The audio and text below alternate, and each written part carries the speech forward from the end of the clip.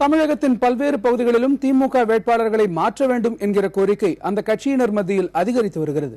திருவண்ணாமலை மாவட்டம் போளூர் தொகுதி திமுக வேட்பாளர் KV சேகரனுக்கு எதிர்ப்பு தெரிவித்து சேத்துப்பட்டு ஒன்றிய செயலாளரான ஏழுமலை போளூர் தொகுதியில் சுயேட்சையாக போட்டியிடுவதாக அறிவித்துள்ளார். மண்ணச்சநல்லூர் திமுக வேட்பாளர் கணேசனுக்கு வாய்ப்பளித்திருப்பதை கண்டித்து ஐயம்பாளையத்தில் முன்னாள் திமுக அமைச்சர் செல்வராஜின் ஆதரவாளர்கள் சாலை மறியலில் ஈடுபட்டார்கள். அப்போது சிலர் தீக்குளிக்க முயற்சித்தனர்.